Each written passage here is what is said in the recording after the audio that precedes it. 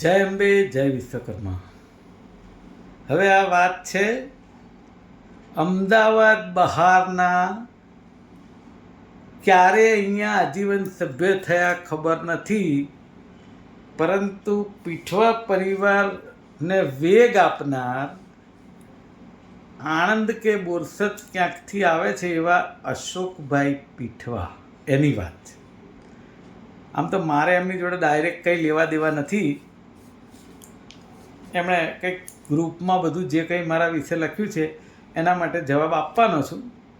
એ મારે જે કાયદાકીય આપવાનો છે આપીશ. પણ જે એમણે ભાષણ કર્યું ને એની અંદર એ મારા વિશે બોલ્યા છે. તો અશોકભાઈ પીઠવા, સૌથી પહેલાં તો તમારું મારું કોઈ લેવલ જ નથી. તમે શું મારી વાત કરવાના હતા મને ખબર નથી પડતી. તમે અહીંયા મને ચૂંટણી હરાવવા આવ્યા હતા, હું ચૂંટણીમાં ઊભો જ નથી રહેવાનું. તમે મને શું ઊભા રહેવા? તમારે કાંતિભાઈ અને પેલા ભાઈ હસમુખભાઈ સોલંકીને જીતવું છે એટલે મિટિંગ કરો છો. મુકેશભાઈ તો દાસ કાકા તો છે જ નહીં તમારા હરીફ, તો તમે કોના માટે મિટિંગો કરો છો? અક્કલથી વિચારવાનો સમય છે ને. આજીવન સભ્યોએ વિચારી લીધું છે. તમે જે મારા માટે બોલ્યા છે ને, અહીંયા ભૂપેન્દ્રભાઈની સરકાર છે ને ત્યાં મોદીની સરકાર છે ને તમે કોંગ્રેસથી બીવો છો. સમાજમાં તમે આ રાજકારણ કરવા આવ્યા હતા?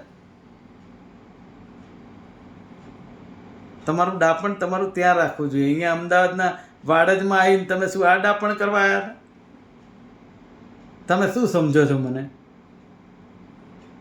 કે તમારું સાંભળીને હું બેસી રહીશ? માઇક મળી ગયું એટલે બોલતા તો બધાને સારું લાગે. આપણે ત્યાં શું કર્યું છે આણંદમાં બોરસદમાં એ પણ આપણે કહીએ ને કોઈને. બધા બધું જાણે છે, બધી હિસ્ટ્રી જાણું. મેં કહ્યું એક એકની હિસ્ટ્રી મને મળી ગઈ છે. જે લોકો મારી વિરુદ્ધમાં બોલ્યા છે ને મેસેજ મૂક્યા છે ને, એટલા જ લોકોના ફોન મને આવ્યા છે ને મેસેજ આવ્યા છે કે આ માણસ આ છે, આ તમારી વિરુદ્ધમાં બોલે છે ને, પણ આ માણસ શું છે એ તમે જાણો. એમાં 2-3 જણા મેઇન છે. એક પેલા સુરતવાળો પેલા રાજુભાઈ ડોડિયા, અને એક પેલો ભાઈ હરેશભાઈ પીઠવા કોણ છે એ, અને એક તમે અશોકભાઈ પીઠવા. તમને એમ કે મુકેશ પંચાલને બદનામ કરી નાખીશું એટલે આ લોકોને શું થઈ જવાનું હતું? અરે ભાઈ, જેને રામ રાખે અને કોઈ ના ચાખે. તમારા જેવા નવરા માણસોને બધું તમારે જે કરો કર્યા કરો. હું કોઈ દિવસ ગ્રુપમાં વાંચતો જ નથી. આ તો મને મુંબઈવાળા પ્રભુભાઈ પરમારે કહ્યું મુકેશભાઈ તમારા વિરુદ્ધમાં મજેવડીના સ્ટેટમેન્ટ બાબતે આ લોકો લખે ત્યારે મેં વાંચ્યું. નકર હું કોઈ ગ્રુપમાં ક્યારેય વાંચતો જ નથી. મારી પાસે એવો ટાઈમ ન મળે ભાઈ. હું કંઈ નવરો છું તમારી જેમ?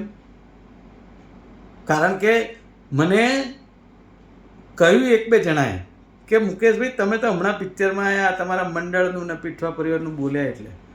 પણ આ લોકો કોઈ પણ માણસ હોય ને એ જો એમના વિરુદ્ધમાં કે લુહાર સુથાર કંઈ બી ચર્ચા થાય તો આ 10-12-15 જણની ટોળી એવી છે કે એના ઉપર એ હદે ટોર્ચરિંગ કરે, સાયબર હેરેસ જેને કહેવાય કરે, કે માણસ મરવા સુધી પહોંચી જાય, સુસાઇડ કરી લે. પેલા મેહુલનું વાત કરી કે એ માણસ તો એ હદે પહોંચી ગયો હતો. એટલે આ કરવા તમે સમાજમાં છો? મંડી પડ્યા વિડીયો લઈને મુકેશભાઈ પંચાલના આમના ત્યાં. અરે શું ભાઈ, પણ શેના માટે? તમારે ટ્રસ્ટી થવું છે અમદાવાદમાં? તમે થઈ જજો. અમદાવાદમાં બધાને બહુ રસ છે. શિખર શું છે નવાઈ મને ઘણી વાર હસવું આવે છે કે અમદાવાદની અંદર ટ્રસ્ટી થવા માટે આટલી બધી હોડ છે નહીં, એ નવાઈ લાગે છે. અને આ હોડ જામી એમાં જ અમારા દાસ કાકાએ કીધું કે મુકેશભાઈ આ બધાને થઈ જવા દો, આપણે આમાંથી મૂકી દો બસ. બહુ કર્યું, બહુ પૈસા આપ્યા, બહુ બધાને સાંભળ્યા અને બહુ બધાએ આપણને ઇનામ આપી દીધા. હવે આપણે સમાજને જય શ્રી કૃષ્ણ, જય માતાજી. પણ આવા જે બોલતા હોય ને એ બધાને જરા જવાબ આપવો મારે જરૂરી હતો અને એક્શન લેવા જરૂરી છે 100%. હું આ મારા માટે એક્શન નથી લઈ રહ્યો. જે કંઈ લઈ છે હું એના માટે લઈ રહ્યો છું કે ભવિષ્યમાં ટોળકી જે ગ્રુપોમાં ચાલી રહી છે એ ટોળકી બીજાને ખોટી રીતે હેરાન ના કરે.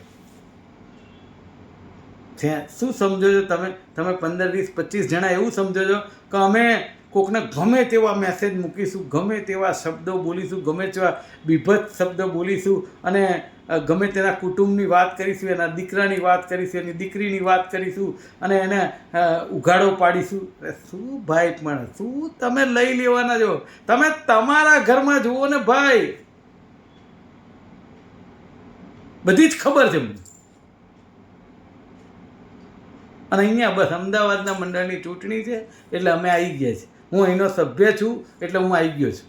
આપણે આઈને ટ્રસ્ટી થઈ જાઓ ભાઈ. તમારે કાંતિભાઈ તો પીઠવા જ છે, બધી જગ્યાએ પીઠવા ગોઠવી જ દે ચારે બાજુથી લાઈને. અમને કંઈ વાંધો નથી, તમારે જેમ કરો એમ કરો, અમને કંઈ વાંધો નથી. પણ બીજાને ક્રિટિસાઇઝ કરીને શું કરવા કરો છો? તમે તમારી લીટી લાંબી કરો, કોઈની ટૂંકી કરવા ના જાઓ. અમે અમારી લાંબી કરીએ છીએ, તમારી ટૂંકી કરવા નથી જતા. હા, હસમુખભાઈ અને કાંતિભાઈને મેં એટલા માટે એમની સામે જંગ છેડ્યો છે કે એ લોકોએ 6 વર્ષ સુધી આ કેસને દબાઈ રાખ્યો છે. એમાં એમનો શું ઇન્ટરેસ્ટ હતો એ ભગવાન જાણે. એટલા માટે હું એમની સામે છું અને રહેવાનો છું. માટે કહેવાનો મતલબ એટલો જ છે, બોલતા પહેલાં વિચાર કરો. ખાલી માઇક મળી જાય એટલે બોલવું એવું નહીં રાખો. જય માતાજી, જય અંબે, જય વિશ્વકર્મા.